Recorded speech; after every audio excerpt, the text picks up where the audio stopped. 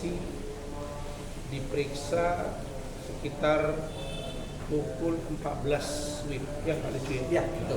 Dan 1,5 jam saja sudah selesai karena tim yang berjumlah banyak ini saya hanya meminta satu hal, agar kasus ini diproses dengan cepat, dan hari ini sudah terbukti berkat kejelian dan kemampuan yang andal dari para tim yang dipimpin Pak Rejo dan Pak Tommy, Pak Rihat ini, maka saya yakin dan percaya kalau hari ini bisa cepat, maka pemeriksaan terhadap kita bisa juga akan cepat, penetapan seperti apa ke depan juga akan cepat.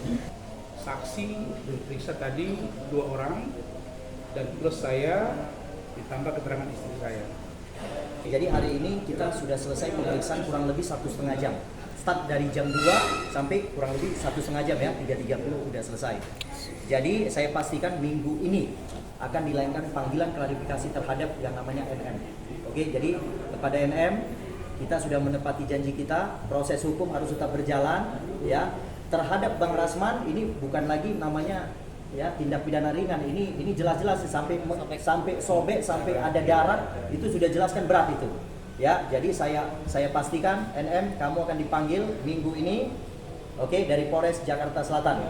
Nah, datang ya, jangan coba-coba nggak datang. Kalau menunda ya artinya ada risikonya ya. Oke, jadi itu dari saya ya, jangan terlalu jauh dulu kita berasumsi ya.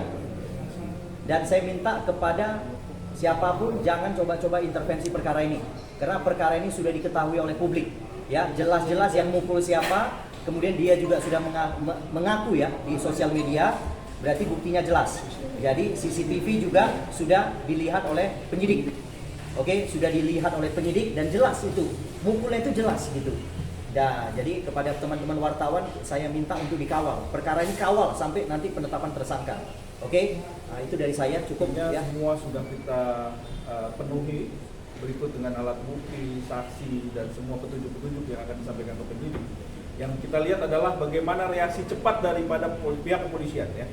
Kalau ini memang tidak cepat, maka pihak wartawan dan media sosial, bahkan semua netizen rakyat Indonesia juga bisa mengawal ya, Sudah jelas peristiwanya ada di kantor polisi dan di depan petugas. Hasil tindak pidananya melakukan pemukulan dengan jelas membuat sobek lipis daripada dokteran dan mengucurkan darah. Itu jelas ya. Itu jadi itu jelas unsurnya. Dan selanjutnya udah langsung dipisum. Peristiwa tersebut udah langsung dipisum ya. Dan dibuatkan oleh saksi-saksi. Dan selanjutnya, kenapa saya bilang tadi sempurna? Karena hal ini sesuai dengan yang sudah beredar di media dan juga saya terima tadi dari klien saya, Dr. Ran, bahwa ini sudah mendapat pengakuan dari kita berjadi sendiri. Ini bila perlu ini langsung kita dengarkan ya. Jadi supaya itu kenapa saya bilang unsur laporan ini Sempurna. 351 ini sempurna, supaya kita dengar sama-sama ya. Ini perlu ini didengarkan sama wartawan ini. Nih. Benar, nonjok Rasman benar. Ya. Benar. Kenapa emang? Emang pantas itu ditonjok? Ya kan ditonjok. Ya diinjak mukanya juga pantas yang namanya Rasman itu. Jadi artinya tidak ada lagi alasan ini perkara udah harus naik segala tersangka. Nah, benarnya pada waktu kejadian itu saya didorong itu karena saya tidak mau menunjukkan bahwa saya sempoyongan, saya pusing-pusing karena ada Loni. Saya nggak mungkin menunjukkan ke dia bahwa saya itu panik gitu ya. Tambah saya memang harusnya malam itu mengkonsumsi obat, tidak mengkonsumsi obat. Kemudian saya juga tidak tidur. Lalu kemudian dibawa visum. Pulang ke rumah, memang saya sempoyongan dan saya muntah. Sehingga saya harus istirahat minimal 2 jam. Saya berat untuk datang, tapi karena perjanjian dengan Kanit dan PPA, maka saya harus datang.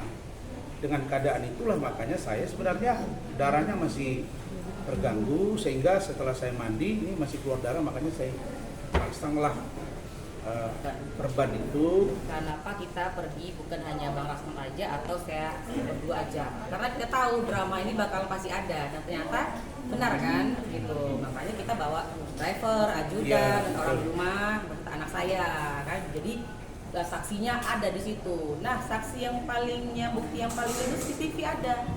Semua sangat jelas terlihat. Jadi buat kau NM, silakan kau berhalusinasi ya, silakan ya.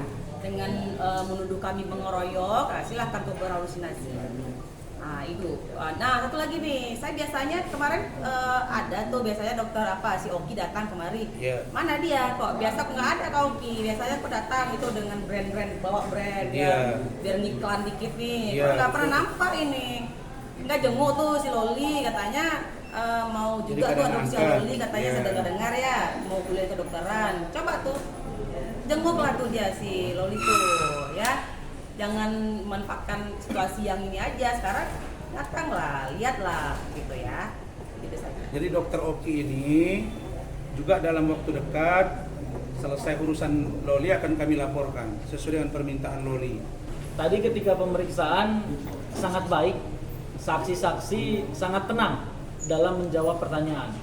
Karena memang saksi yang kami hadirkan, yang dihadirkan oleh Pak Rasman adalah saksi fakta semuanya.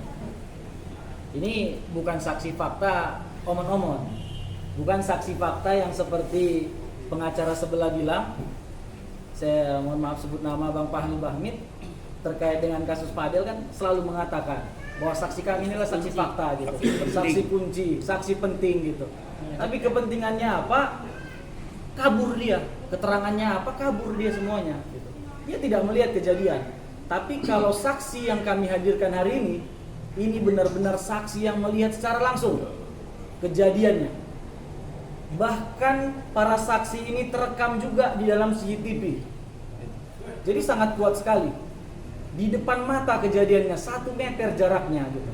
Seperti ini, saya dengan teman-teman media. Sedekat ini, sedetail ini.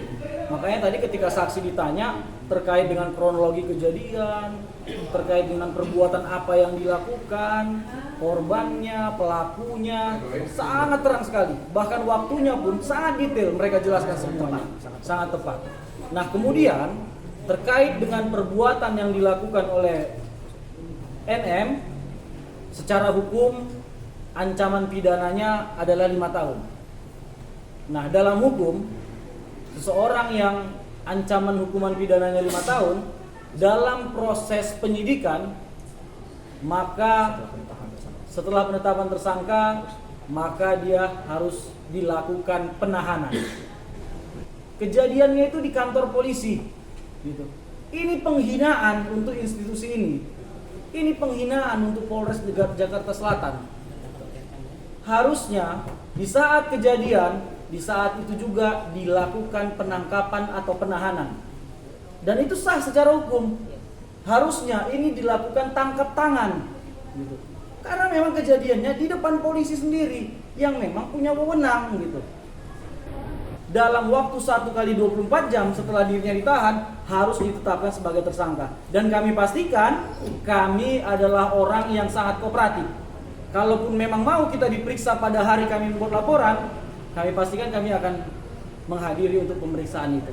Terkait dengan laporan Nikita Mirjani kepada kami, ada 3 laporan polisi. 1 penculikan, 2 pengeroyokan, dan yang ketiga laporan perbuatan tidak menyenangkan terhadap pengancaman terhadap NN yang diduga dilakukan oleh Martin. Saya mau tegaskan terhadap perkara ini, kita memang loyal, kita biasa mencari jalan untuk menyelamatkan klien, ya kan? Termasuk salah satunya dengan melakukan split, dengan membuat laporan tandingan, kan begitu. Tapi dalam hal ini kami pastikan tidak ada kata perdamaian, tidak ada tukar menukar perkara. Jangan berbangga dengan diterimanya 3 laporan polisi itu. Karena setiap laporan polisi itu mengandung konsekuensi hukum. Barang siapa yang mendalilkan, maka dia harus membuktikan. Barang siapa yang tidak dapat membuktikan, apalagi sampai SP3, maka siap-siap kami akan langsung membuat laporan palsu. Dan ini sudah sangat jelas sebenarnya laporan palsunya. Ada beberapa jurisprudensi, bahkan termasuk kami yang menangani, yaitu terhadap perkara Medina Zain yang dilaporkan oleh Marisa Ica. Itu hampir sama Pak kejadiannya begini Pak. Di kantor polisi pemukulan, ternyata dibuktikan melalui CCTV tidak ada pemukulan itu gitu. Siap-siap. Dan itu Medina Zain ditahan. Kami pastikan nanti kau ditahan lagi terhadap perbuatan ini. Saya pikir itu aja Pak. Terima kasih. Baik, terima kasih. Ada pertanyaan?